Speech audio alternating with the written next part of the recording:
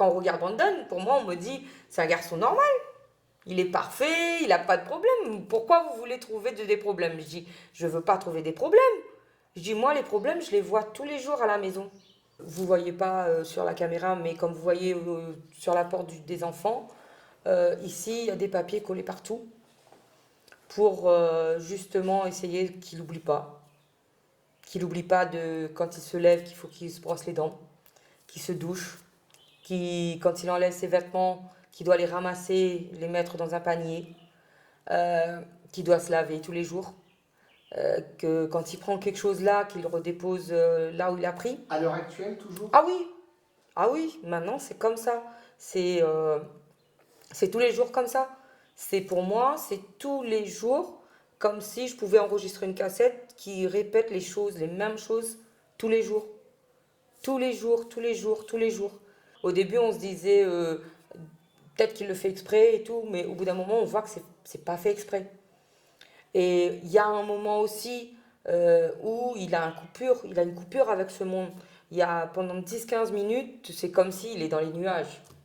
Là, il faut venir et le bousculer, pas le bousculer pour le faire mal, Oui, mais bien sûr. le faire revenir. Brandon revient.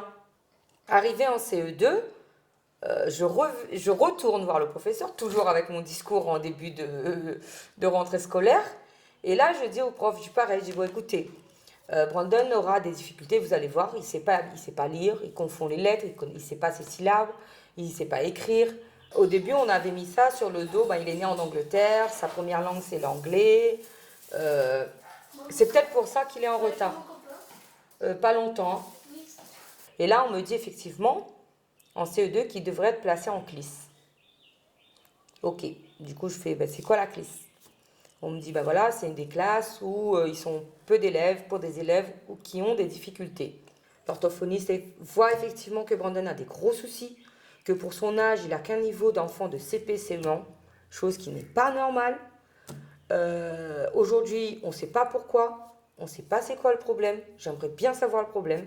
Et du coup, ça joue sur tout, sur ses émotions, sur tout. Donc, j'aimerais bien savoir, voir des professionnels pour qu'on me dise ce qui se passe. C'est là qu'elle m'a envoyé vers le docteur Doré. Effectivement, il y a des soucis, il faudrait approfondir. Approfondir, voir d'où vient le problème, parce que effectivement, ça se voit qu'il a un gros souci. Pour l'instant, on reconnaît qu'il y a un problème. Ah oui, mais Non. on sait pas c'est quoi. Mais là, les causes, on ne les trouve pas. Non, non. Au bout d'un moment, on en a marre. On en a marre puisqu'on se dit, on finit par croire que c'est vraiment notre gosse qui est le problème. Du coup, le problème que lui, il a, ben, ça joue sur nous aussi. Parce qu'à un bout d'un moment, on n'en peut plus. On n'en peut plus. On se dit que non, c'est pas la faute. Au début, on se dit, ah, c'est pas la faute de notre fils. Mais à force d'entendre que c'est lui, c'est lui, c'est lui, on finit par se dire, bah, c'est peut-être lui vraiment le problème. En fait, la société qui nous entoure, involontairement, nous amène à détester notre gosse. Donc ça fait 1 an que vous cernez le problème. Oui, on commence à cerner le problème. 12 ans après. Oui. Oui. Je commence à voir et à comprendre ce qu'il a. Enfin, on ne sait pas encore, mais on commence à me dire que, bon, déjà, que c'est sûr, il va l'avoir toute sa vie maintenant. C'est comme ça. Et que ça va pas changer, ça va plus changer. Il aura ce retard-là toute sa vie. Le problème n'est pas génétique, puisque justement, on commence à s'intéresser à la grossesse. Et c'est là qu'on voit qu'effectivement, il y a eu 8 mois où il y a eu de l'alcool, il y a eu des médicaments. Et du coup, là où on entre vraiment dans le problème, où ils se disent que, ben voilà, ça peut pas, ça, avec les problèmes qu'il a, les retards qu'il a, ça se pointe au fur et à mesure. Ça se précise. Ça se précise. Et du coup, c'est là qu'on reçoit la vérité en pleine figure, en fait. Et qu'est-ce qu'on vous dit clairement? Ben, le docteur Doré a été très bien, parce que du coup, elle a pris des termes médicaux. Donc, du coup, pour elle, c'est l'alcoolisation fœtale. Mais c'est vrai que, en tant que maman, même si on utilise des termes médicaux, ça reste quand même un problème. Puisque du coup, à la base, on se dit, J'ai pas connu ma grossesse, d'une. Aujourd'hui, mon fils, il a 12 ans. J'ai suivi son problème. Je vis avec son problème. Et tout d'un coup, même si on me le dit pas, même si on me dit que c'est pas moi, on vous dit, ah, le problème vient de là. Donc, du coup, là, on reçoit la grosse claque.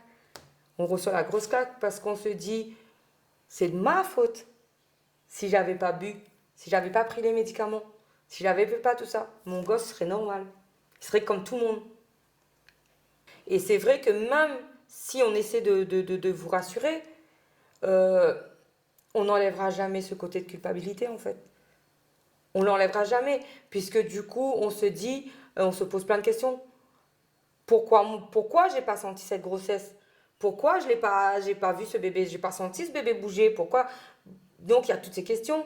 Et après, on voit les difficultés qu'il a. On voit qu'il a du mal à s'intégrer. On voit que les autres le regardent, le jugent. Du coup, c'est toutes les douleurs que moi, que sa famille, on reçoit.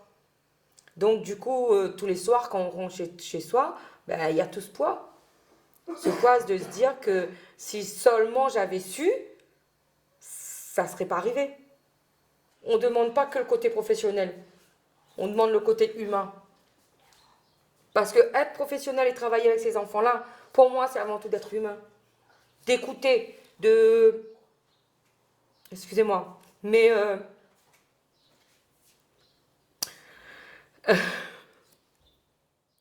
ce que j'ai apprécié avec elle, c'est que quand je lui ai parlé, elle a mis de côté les papiers. Et la seule chose qu'elle a demandé à mon fils, déjà, pour voir vraiment le souci, c'était un truc simple. Lui a donné un papier, un stylo, et lui a dit, écris-moi ce que tu veux. Ce qui te passe par la tête. Je ne suis pas là pour te corriger, je ne suis pas là pour te juger, mais écris-moi ce que tu veux. Chose que j'ai appréciée. Et on a continué la discussion sur autre chose. Mais en regardant le papier, elle a vu que ce qu'il a écrit n'avait pas de sens. Et là, elle voit qu'en fait, il ne sait pas écrire. Et elle lui pose gentiment, mais t'as voulu dire quoi? Il a juste voulu écrire qu'il aimait le collège. Passez du temps avec l'enfant. Essayez de voir ce qui ne va pas. Je vous jure, et vous allez comprendre beaucoup de choses. Le problème, eux, ils le voient 1 heure. Nous, on le voit 7 jours sur 7, 24 heures sur 24. Je ne dis pas qu'on est spécialisé, mais on peut les aider à avancer dans leur recherche, puisque le problème, il est là tous les jours.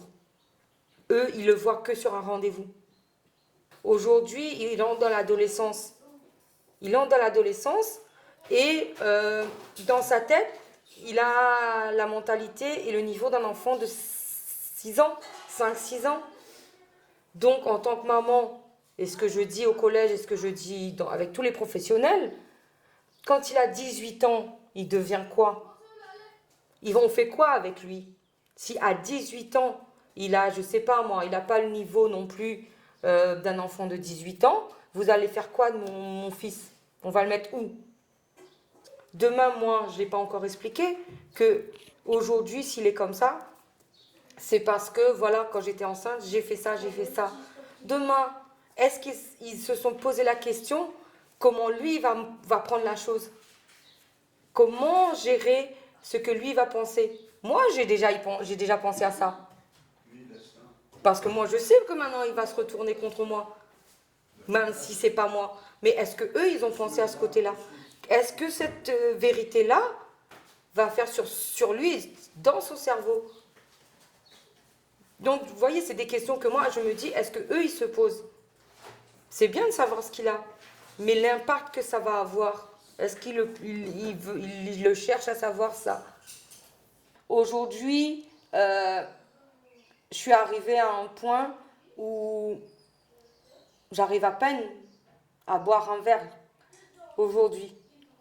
Ça m'arrive, oui, un verre, mais c'est rare, très très rare aujourd'hui. Buvez de l'eau, il y a des cocktails sans alcool maintenant. Prenez les cocktails sans alcool, c'est pareil. Voilà, je sais pas, trouvez autre chose. Parce qu'aujourd'hui, moi, je sais que les problèmes ça fait sur un gosse. Je l'ai tous les jours. Et croyez-moi, ça fait mal. ça fait extrêmement mal. Donc, le faites plus. Écoutez ça, le faites plus. Barrez-le. Et puis les vendeurs, même les magasins. Ah, il y a une fille enceinte qui vient acheter de l'alcool. Non, le faites pas, le vendez pas à cette fille-là. Parce que vous êtes part de ce problème après. Donc même les grandes surfaces, je sais que c'est votre boulot. Je sais que les petits magasins, vous vivez de ça. Mais ayez un peu de conscience. Quand vous voyez une femme qui rentre, ou une jeune fille qui rentre, qui est enceinte, qui vous achète de l'alcool, lui vendez pas de l'alcool. Parce que demain, vous allez revoir son gosse. Et s'il a un problème, si vous êtes un minimum humain, vous allez vous dire, ben, c'est un peu de ma faute aussi. Parce que je l'ai laissé prendre cette bouteille-là chez moi. Donc, le faites pas non plus. Voilà, c'est tout.